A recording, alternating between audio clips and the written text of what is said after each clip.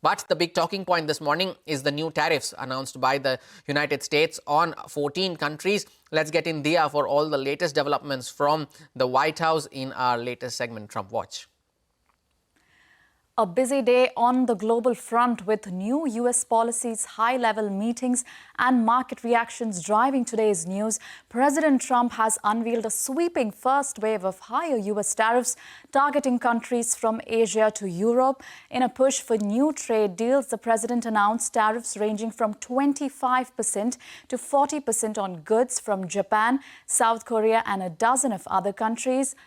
Malaysia, Kazakhstan and Tunisia will face a 25% rate, while South Africa's goods will be hit with 30% and Laos and Myanmar will be subject to a 40% levy.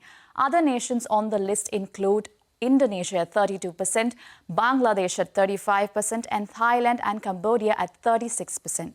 Bosnia will face a 30% tariff while Serbia's rate is set at 35%.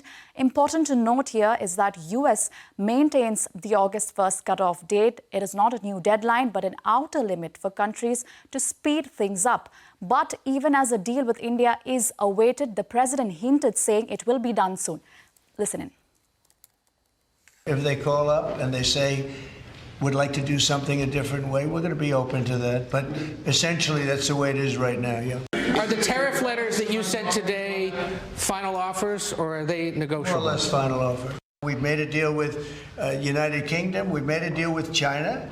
We've made a deal. We're close to making a deal with India.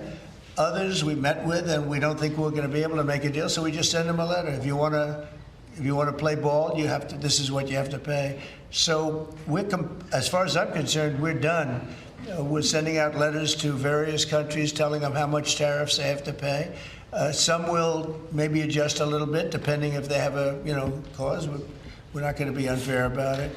And actually, it's a small fraction compared to what we should be getting. We could be asking for much more, but for the sake of relationships that we've had with a lot of really good countries, we're doing the way I do it. Moving on, Donald Trump hosted Benjamin Netanyahu for dinner at the White House as he pressed the Israeli Prime Minister to end the devastating Gaza war. Trump voiced his confidence that Hamas was willing to agree a truce with Israel. Netanyahu also handed Trump a folder containing a nomination for him for Nobel Peace Prize. And lastly, Iranian President Masoud Pezeshkian told Tucker Carlson in an interview that his country remains open to talks with the US, but that it was difficult to trust Washington after its strikes last month. That's all for today. Now back to you, Hormaz. Dhea, thanks a lot for that update there on the big developments last night. Now,